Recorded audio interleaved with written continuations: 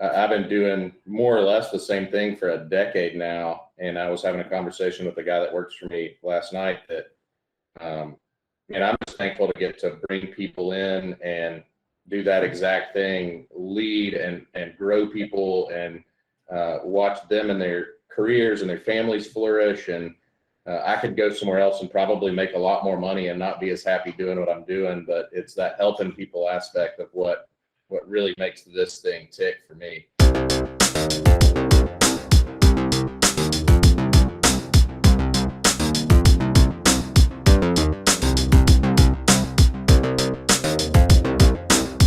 Hey, we're live. Welcome to Just Truck It with Sean and Scylla. Today we have an amazing episode. I know I always say that, but I mean, it's very insightful because we're going to be learning. We're amazing. I know, right? We're going to be learning about the in and outs of operations. We're going to be meeting with an operations manager to talk to us about dispatch, load planning, booking loads, drivers, and what you need to know, and kind of behind the scenes about the whole operations side, even touching into pay, so definitely watch this episode. It's going to be awesome. And we're going to introduce Mr. Dan, and let's get it. Woo! Well, today we have Dan Rule. Now, Dan started as a warehouse shipping manager at Threads, and that's a great location for shirts and make some great stuff. Then he became a dispatcher and load planner. Rose up to terminal manager at Total Transportation. Went to Fraley and Schilling as a load planner, and now as an operations manager. Dan, welcome to the Just Truck It show. Thanks for having me, Sean. Glad to be here. Absolutely. Welcome. So, Dan, tell us what got you into this industry and what do you like about it? Like with most jobs, I had a friend that was a dispatcher, and at a younger age, it was a stable job with a decent salary, and I took kind of a leap of faith and left what I was doing to try something new, working with a friend, and pretty quickly found that the transportation industry worked really well for the way I am wired, mentally, personality-wise. It's an industry that seems to have endless opportunity for people that want to work hard. Absolutely. So tell us, about your different position in the operations field, from ground up, and what you've done, and kind of what those jobs entail. Yeah, so my first job, as you said, was being a dispatcher and with Total Transportation, and basically I came in and took over an existing fleet of drivers that were running pretty much, I would tell you 30 to 40 states in the country, and taking care of their daily needs from a dispatch standpoint, fighting for them to get freight each day, and making sure their appointments were set up and that they could legally complete the loads. I came in at the time when the industry was transitioning from paper logs to e-logs. Really learning the ins and outs of electronic logging and helping drivers get used to that transition was a big part of my early on job. At the time, our company was kind of ahead of the curve. So before the government was requiring it, we made those changes. But more than anything, it was building relationships with my drivers, and early on figured out that taking care of my people, going above and beyond for the guys that were on my fleet to make sure they could make the money they needed to take care of their families was what made me successful. And you find pretty quickly that building a strong relationship with the people you work with is hugely beneficial to everybody's success. If you're all willing to run through a brick wall for each other, you can accomplish a lot. So I did that role for about a year as a fleet manager, and then got an opportunity to take over a regional planning for the Southeast Tennessee region for Total Transportation, and really working with the fleet managers and managing a group of local drivers, as well as planning a whole lot of freight coming out of the East Tennessee market going all over the country. So taking what I had learned as a fleet manager and applying that to more of what you think of in a traditional logistics role of planning freight, working with customers to make sure you're on time and providing the service they expect. Did that role for about a year and then took on planning the largest region in the company for total in the Northeast region, and moved up to plan the entire Northeast, and planned that for about 3 years, and saw a lot of success there. Was planning up to 100 loads a day out of the Northeast region, and then it was about 4.5 years or so into my career at Total, I got the opportunity to become the terminal manager of the Loudon terminal, and that was really getting back to working with people. I had an entire terminal of office staff under my umbrella, as well as around 300 or so drivers that were managed by my team that all fell under my umbrella. So really overseeing the whole operation and getting that big perspective on how a trucking company works and starting to get some of the behind the scenes of the financials and the revenue that it takes and operating ratios and all of the things that until you get to some of those levels, you don't understand the thin margins that trucking companies are actually working on to be profitable and keep the machine running for all of the people, the drivers, the office staff, the mechanics, everybody who works at a company. Everybody has to do their part to create that thin margin to keep it happening. So, real quick, and I just want to backtrack, so that's why I'm jumping in the middle of this. But you were talking about road plan and dispatch. Now, you were saying it as if there's a difference. So me being very, I guess, like a clear slate of a lot of this, and this is, I guess, a lot of our listeners like it because they're probably in my same shoes.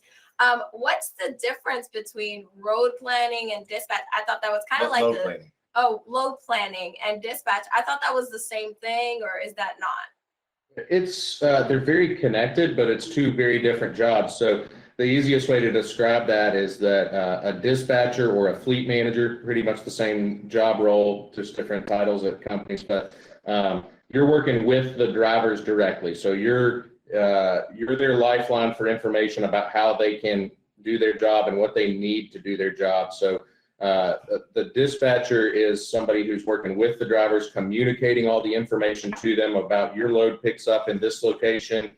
Here's your appointment time, here's your pickup or delivery number, and really communicating the information about each specific load to a driver so that they have the information they need to be successful.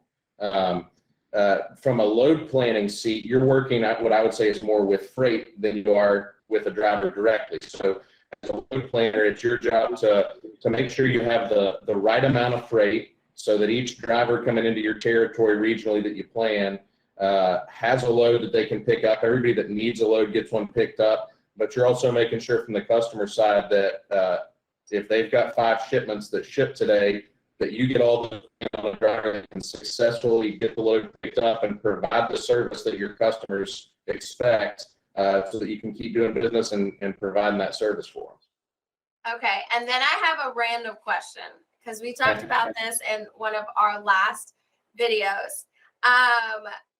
Do you guys favorite certain truckers, knowingly that someone's a brand new truck driver or this guy, he's been in our company for 10 years, so let's definitely give him this? Do you guys have that? I don't want to say favorite test because I'm sure that goes against like company policy, but in the sense of you might know the driver, their capabilities a little more than someone else. Right. So from a planning seat, and I can speak directly for the company I'm at now, your job is to get the best driver on each load to make sure that the customer's needs are met. You're also accounting, there's a tremendous amount of variables that come into how freight is assigned and planned on trucks. I can speak for our company and say we don't bring favoritism into the equation. But what we do consider is if a driver has home time or has a specific need or location they need to get to, you want to plan that driver first to make sure you have a load that puts them in position for what their needs are. I speak to our orientation class each week, and one thing I talk about is that in a decade I've developed 2 golden rules of trucking. And for operations, our focuses, we could have 1,000 focuses each day, but if you can keep it to 2 things, you're going to be successful. And those are, can we get their money right, and can we get their home time right? Those are the 2 priorities. So when you talk about factors that come into how a driver is planned, has somebody, are they having a rough week? They haven't had enough miles, or they're not making the money they expect to make. Maybe you need to get them on a load that's going to pay them a little more so that they're making the paycheck they expect. But also, if you've got somebody that needs to be home, that's got to be a priority, because it's a priority for them to be home.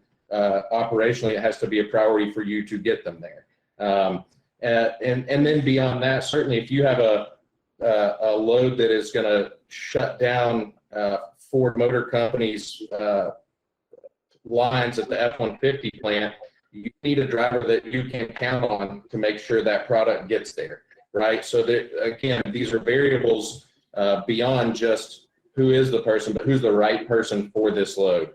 Maybe the right person needs to go the other direction. So who's the second best person from a service standpoint to provide the customer's needs? So there's not always a clean cut equation. There's a lot of variables that come into play.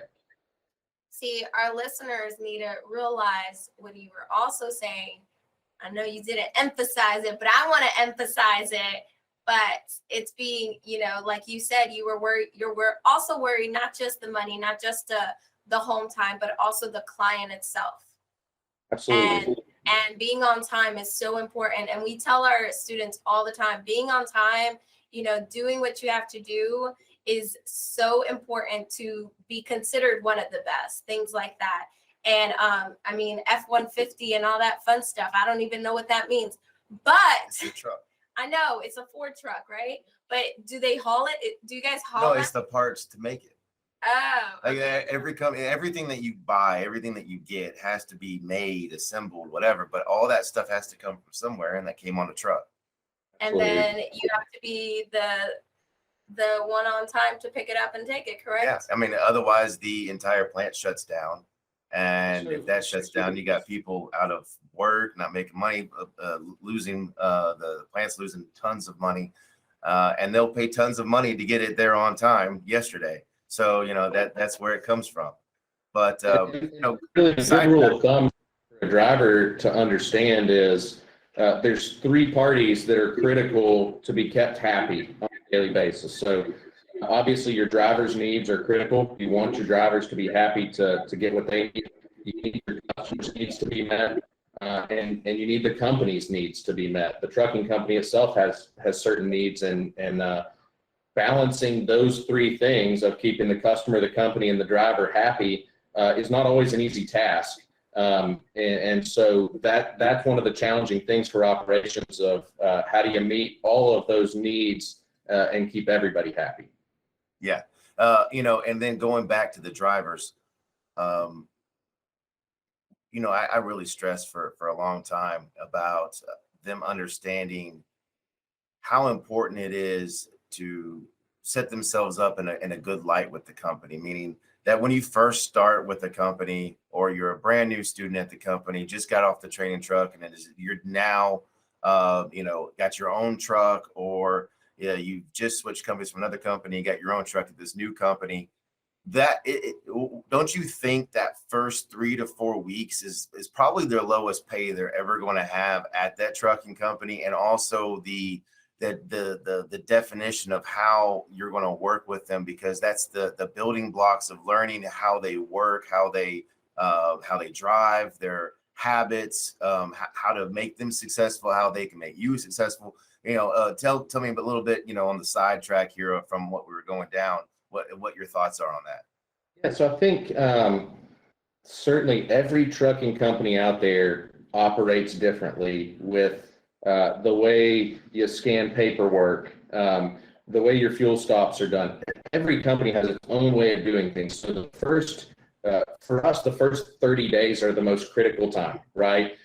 We're learning each other. You're learning about our company and how what our procedures are, what our expectations are, but we're also learning you and what you expect from us. What time of day do you like to run? What regions do you prefer to run in?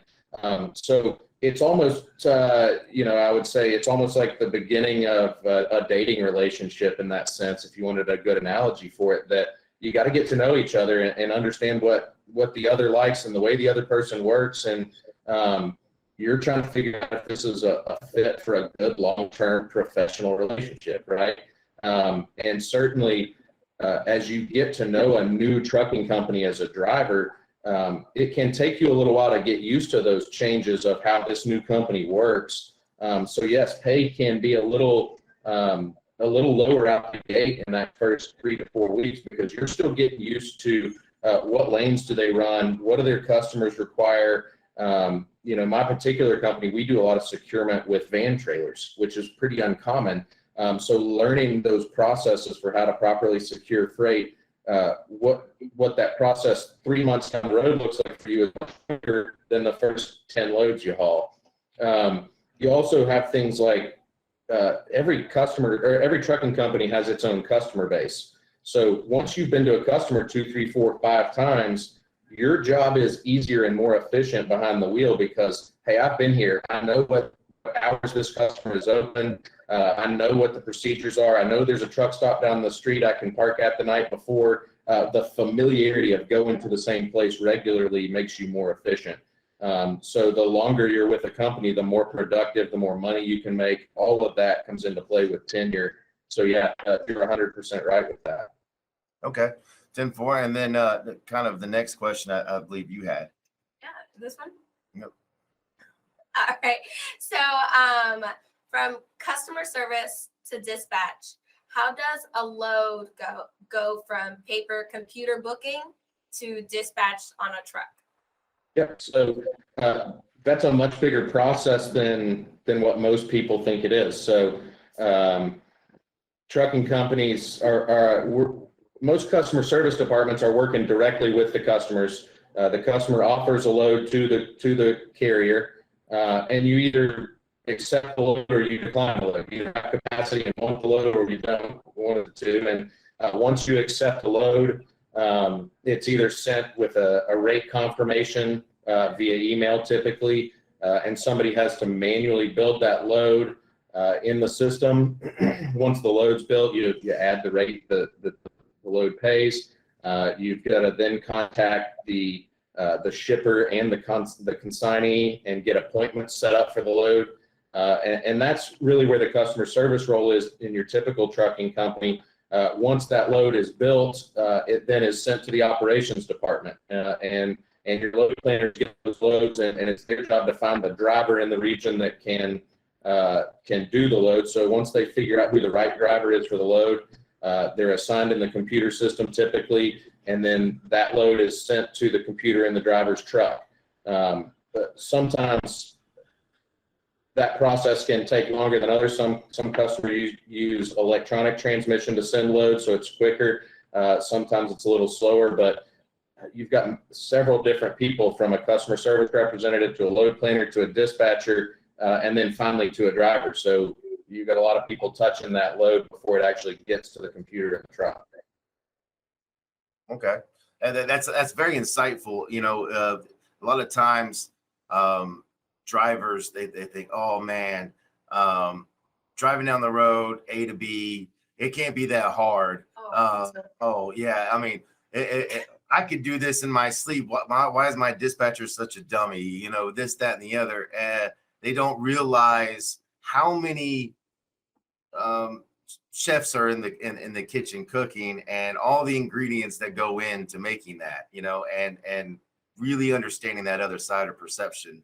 Or when they say, when they come in, brand new student, and they say, I want to own a trucking company. Yeah. Get out of here I'm going to get my license and I'm going to buy my own truck. And I was like, oh, you think that's it? Yeah. You It's really that simple. like you just drive around. That's what you got to do. That's It it. can't be that hard booking loads. It can't be that hard servicing customers. There's always more to what is seen from the truck. And one thing, I was having this conversation with one of our guys yesterday, that it's easy to lose sight of from the truck. You've got one person's needs in mind, and that's yours. You need your load, you need your appointment set up, you need to know how much money you're going to make. Your fleet manager has somewhere between 30 and 40 people that all need that same thing you're expecting, right? And one thing I always talk to our new drivers about is making sure they're doing their part, doing their driver macros, doing all the stuff on the computer in their truck, because if their fleet manager's having to go back and do that stuff for 35 people, they're not getting their job done for you, right? And it takes two to tango in that sense of we've all got to do our part to keep the thing running right. But to your point, any fleet manager in a given day may have 70 loads that they've got to get their hands on, get set up correctly, get dispatched and communicated. And what you need right this minute, they may have 8 people that are needing something right this minute. So understanding your fleet manager's day-to-day is critical to know how to work best and efficiently. So basically what you're saying is don't call me every second. Send me messages and communicate with me so that way I can see and I can keep rolling and handle everybody quickly instead of being tied up all day. You correctly. I mean, if you're answering the phone constantly, you're never getting everything done. One thing that a fleet manager is tasked with at our company is you try to beat your driver to the phone call, right? You want to be the one to call with the information so that they don't have to call you. If you can call your drivers first, then you're making 30 to 40 phone calls a day instead of getting 1 or 2 per driver inbound and having 80 phone calls a day. But yes, calling every 10 minutes only slows the process down of your fleet manager getting the information you're after, right? If they're having to stop what they're doing to talk through the same thing multiple times, you're actually slowing down the process that you're trying to speed up. So do you think that's the biggest daily obstacle in operation? Or what do you think it is? I think the biggest obstacle in operations is optics and perception. For this entire industry, retaining good truck drivers is the main challenge for most trucking companies. So for us, it's how do we communicate effectively in a way that our driver force knows we're working hard for them and supporting them. Certainly, there are 1,000 things to juggle and balance, but communication and relationship building are the biggest, most important things in relationship in operations. If you're not giving somebody the information they need, you're not communicating it effectively, it affects your whole job, your ability, your time management, all of that. I could go for days about the challenges in operations. I wouldn't tell you there's one single thing that's the most challenging, because and we're pretty clear with our problems arise all day, every day, right? If things didn't go wrong, they would have robots doing all of this because it's all going right and you could just send it out. For us, we don't have problems, we have opportunities, right? And that's kind of our mindset of when things crop up and go wrong, how do we shift gears to focus on solving the problem as quickly as possible and provide our team, our driver force, the solutions they're at as quickly as possible. Yeah, and that's why I tell, drivers and students alike, and everyone, it's not that it happened. It's not that the issue, problem, whatever happened. It's because you really can't control sometimes that, but what you can control is your reaction to it. You can either be part of the problem or be part of the solution, and that right there as a driver, you go into, like you said, relationships. It's easy when you don't communicate or you hold things in and the little things start building up and then you blow up over something really, that's insignificant. And you make bigger deals out of things and how you handle them versus, being part of the solution and working, hey, it happened. What do we do to fix it? Let's put something in place so it doesn't happen again and move forward from this and keep moving in the right direction. Absolutely. There are so many uncontrollable variables in this industry, especially out on the road. I mean, there can be 100 things that could go wrong in a day and 50 of them will. And that's just trucking. Trucks will break down, traffic will happen, customers will not receive loads like they're supposed to. And all of that is out of the driver's control. It's out of operations control. We use the idea of solution-based mindset. So the whole idea behind that theory is that, again, how quickly can you flip the switch mentally to what's the solution to the problem instead of dwelling on the problem itself? You could spend 10 minutes being frustrated that the problem exists, right? Or you could spend 10 minutes solving the problem. And you can see the difference in two types of people, that the solution-based focused person has the solution before the other person's done dwelling on the problem itself. And being flexible and knowing that things will go wrong will make this whole job a lot easier, right? Things will go wrong. There's no way around it. We also talk a lot about failure is an inevitable part of this business. There's always more freight than there are people to haul it. There are always times where you can't get appointments when you need them. Failure is inevitable, but it's how we fail that dictates our success, right? Who did you know and when did you tell them about a failure? If you as a driver know that you're not going to make your 6 a.m. appointment in Allentown, Pennsylvania tomorrow, did you call your fleet manager at 2 p.m. yesterday and let them know that so they could try and move it back to 9 a.m.? Or did you just keep driving knowing you weren't going to make it and give them the chance to adjust it, right? Finding an appointment the day of is exponentially harder than the day before, right? So there's a lot of teamwork involved in that. Hey, we're going to fail on this appointment for 6 a.m., but if you're working efficiently with your fleet manager to get that adjusted, you've turned a failure into a success at that point. So again, it's communicating, I can't complete the task at hand. Can we make some adjustments so that we can be successful? Right, absolutely. Now, kind of shifting gears into, what goes on, day to day, what changes or ideas do you have in your professional, responsibilities, do you think should happen in the future, or what do you see that is going in certain directions? Kind of tell us about the future of trucking in your perspective. Yeah, I think trucking has changed dramatically in the 10 years I've been in it. Certainly, it's a lot different, than when you got into this business, Sean. The biggest changes we see are the amount of home time people expect and want.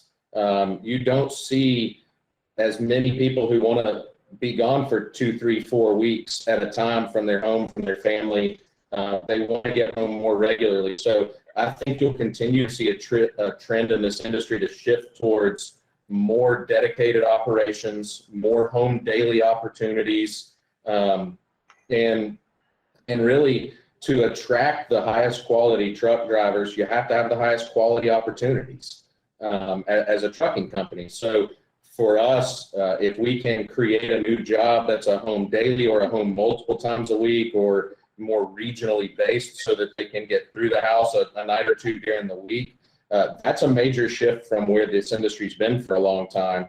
I think technology will continue to dramatically change it. And technology is a huge part of what's driving people wanting to be home more. 20 years ago, you didn't have a guy out on the road who was looking at pictures of his family on Facebook every night on his cell phone. He was calling at home at the end of the day on a payphone, and that was the communication with the home place.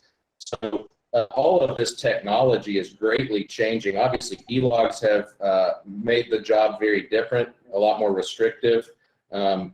But our ability to communicate is exponentially higher with cell phones, with computers in the truck. All of that makes the job more efficient. And so I would tell you technology and the industry shifting to meet drivers' needs and wants are the biggest changes you'll see over time. Yeah, I'm glad you bring that up because, when we were doing this at the beginning, me and you, we didn't have as good a technology working with the MS-DOS based AS400, for those that know what that is.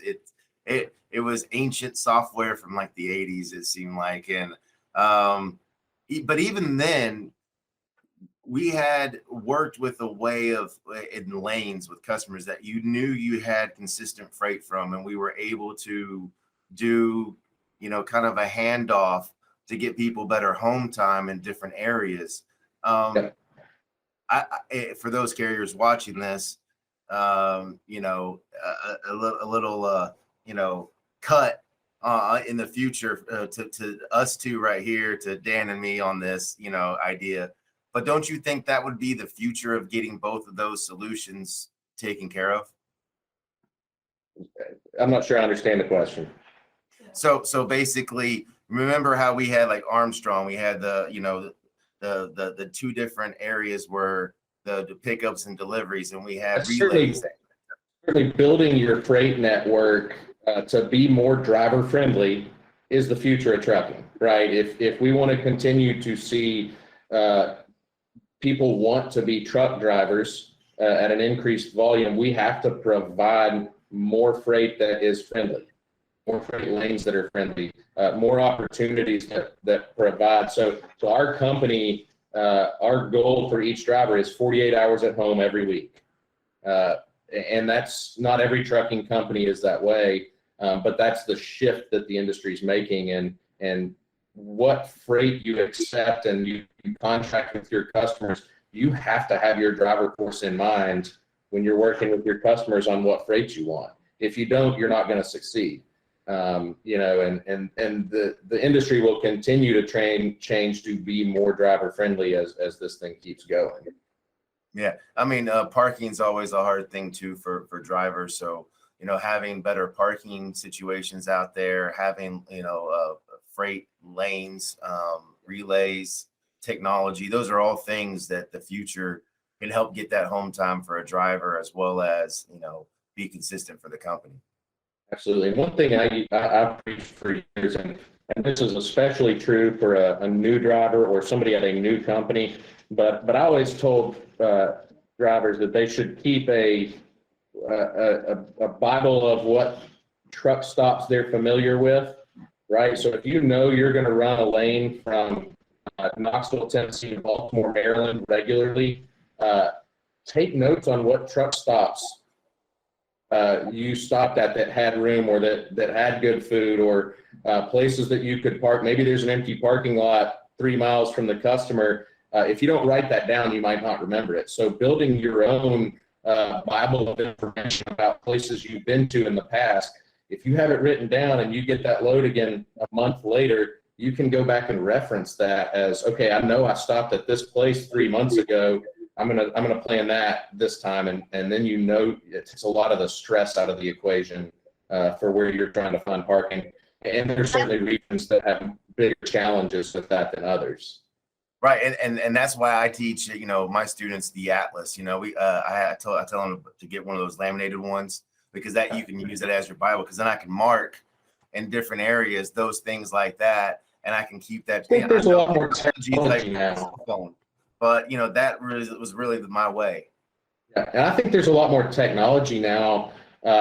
You can download apps that tell you where to park and what's a good spot to park and what truck stops still have parking availability. I mean, you can look at all of this, and it's all there if you're willing to dig into what apps are available to drivers, because there's a ton out there. The best thing you can do as a driver, if you need a lead on what's a good app to use, or talk to somebody that's done it, right? When you're at a customer and you see somebody that you can tell has been doing this for a while, pick their brain, educate yourself.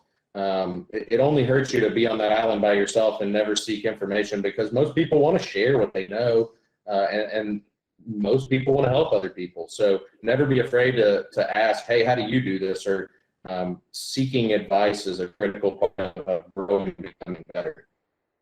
Yeah, so you've given great advice. You've given have a Bible showing where's the best gas station and places to leave your truck or to sleep in your truck, as well as like you just said, the what was it?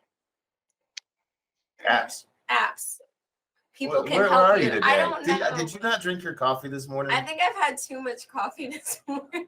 I think you need a whole nother cup. No, stop. I really had too much coffee.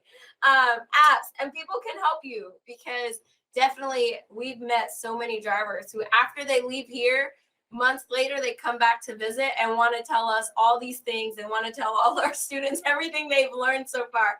So a lot of experienced drivers are more than willing to give you the tools. Now, do you have a third advice you can add to this?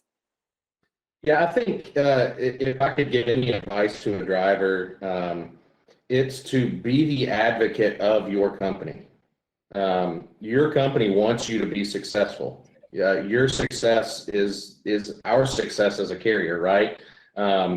The one thing that I see the most often is when there's a conflict between a fleet manager or the company and a driver.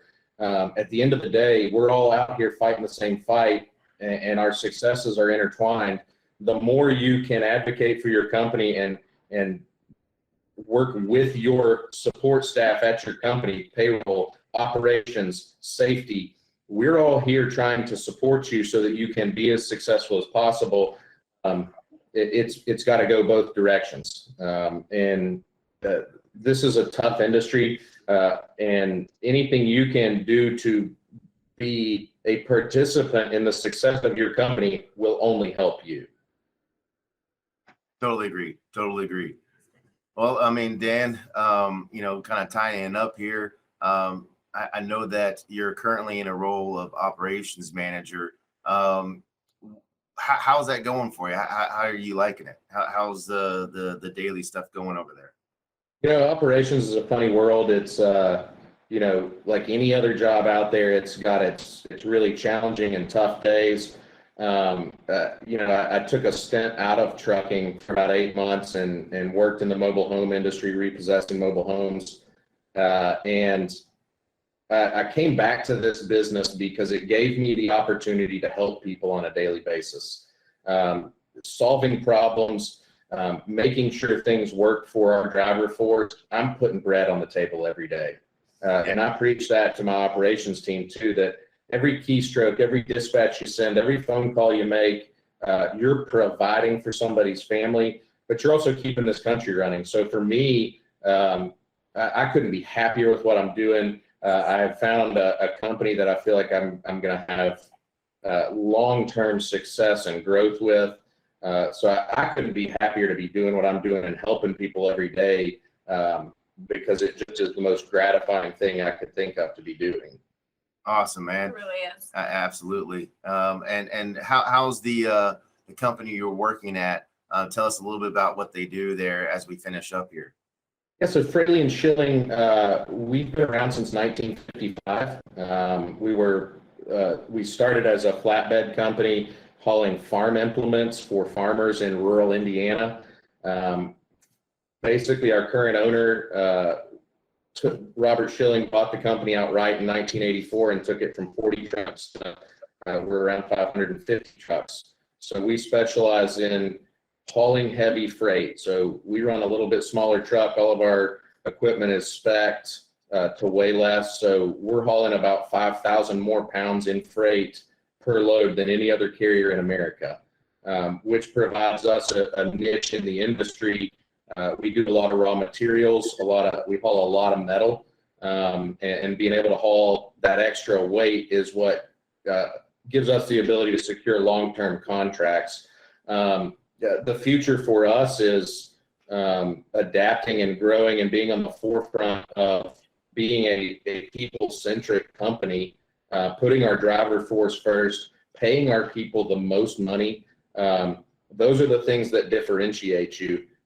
Culture is, for us, the most critically important thing. we want to be the best cultural truck company in America. And that starts with treating your people right. And that's not just about the people in the office and the desks. It's more about treating your drivers the right way. They have the second hardest job in America. They're the second most dangerous job in America, probably the hardest job in America, leaving their families every week. So the respect factor that we as a company have for our driver force is what's leading to a lot of our success. Awesome, man. And I just thought of something here. I kind of want your feedback on. You know how my brain works. He's getting so worked up right now. Right? I'm a little worried about how your brain works here, but Do what else? I'm a little worried where we're headed with how your brain works. Me too. Tell me your opinion of sign-on bonuses. You know, everybody wants drivers right now. Oh my God. And so they're just I heard one the other day, it was like 20 grand or, 30 grand, something like that. Ridiculous that they're throwing sign-on bonus. Tell me your opinion, because there's a little bit more behind the scenes in the fine print. Yeah, I think what you find with sign-on bonuses is, there's a dark side of this whole thing that every driver out there is getting 15 or 20 phone calls a week, getting their door beat down, being told about these golden opportunities at another carrier. I caution everyone that the grass is not always greener. Don't always believe what you hear on the phone.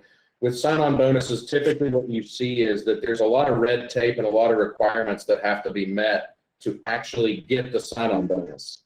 Our particular sign-on bonuses, we do a $500 sign-on bonus that you get when you deliver your first load, right? No red tape, and that's to help make sure your first paycheck is right. You're going to get orientation pay, and hopefully you're going to get a $500 sign-on bonus.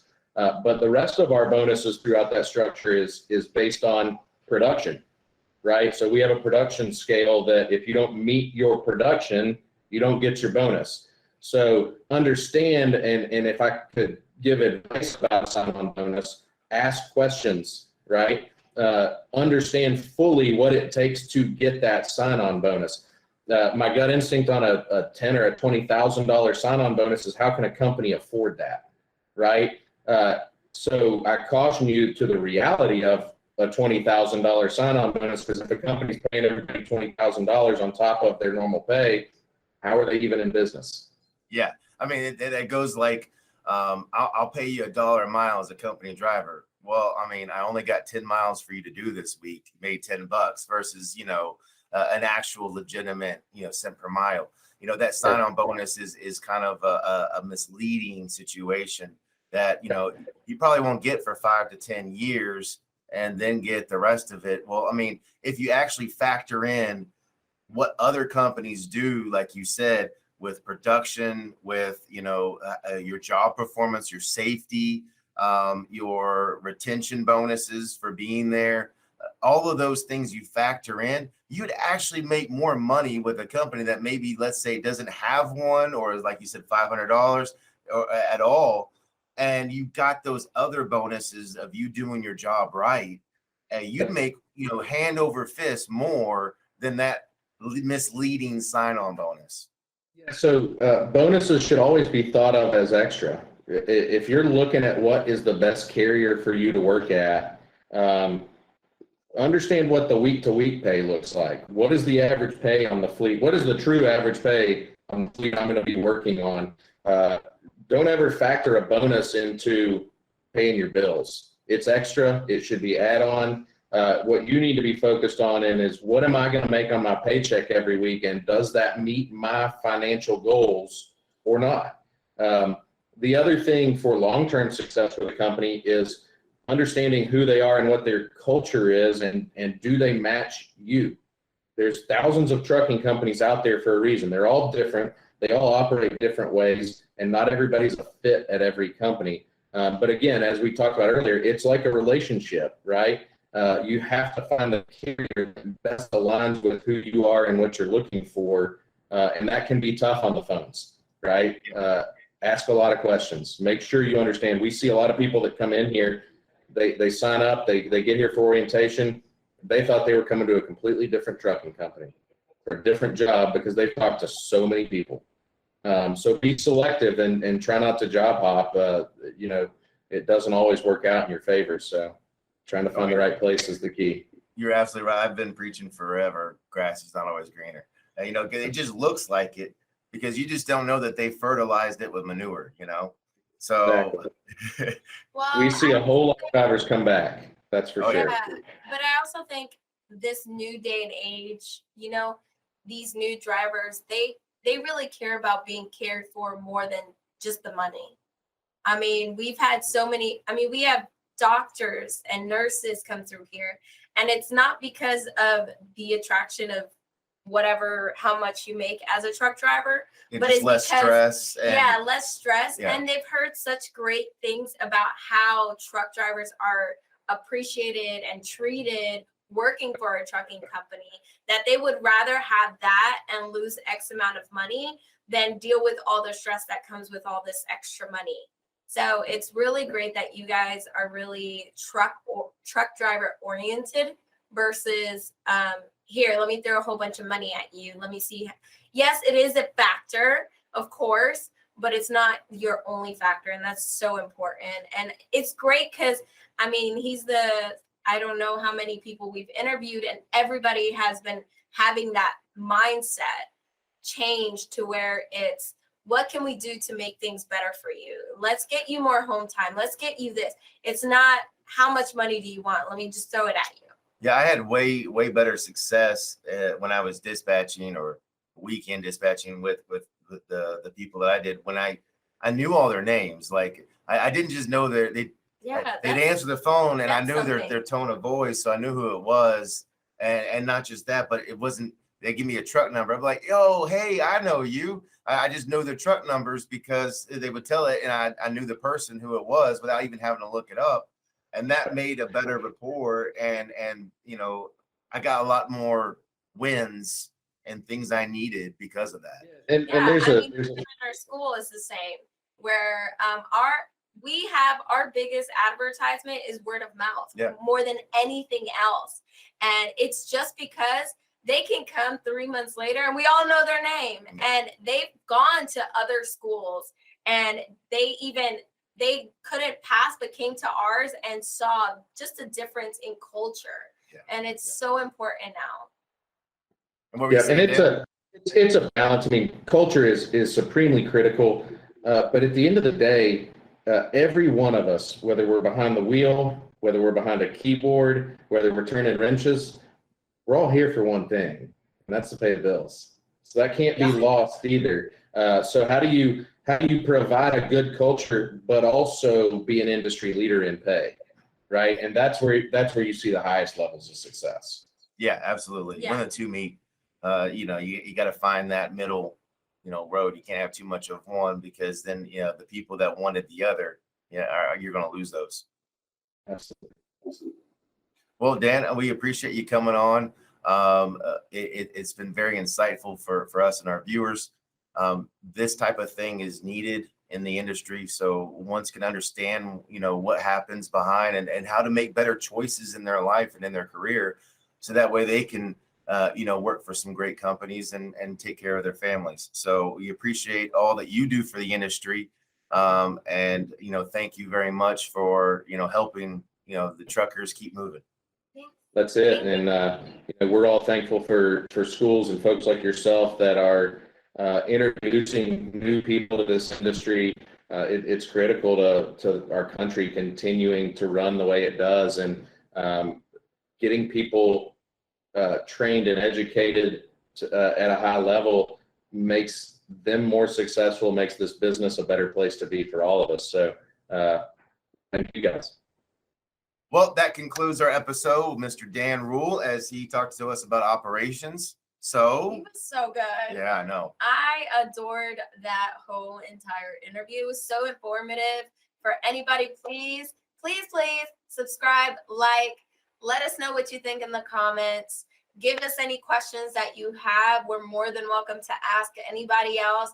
We have a lot more people who we're going to interview. If you want to be interviewed, you can even let us know. We'll interview you too. Yeah, I definitely have an episode coming up here soon. I'll be meeting with a company owner of a trucking company, talk about freight and about rates and about, what you have to pay out and how much money you get to keep.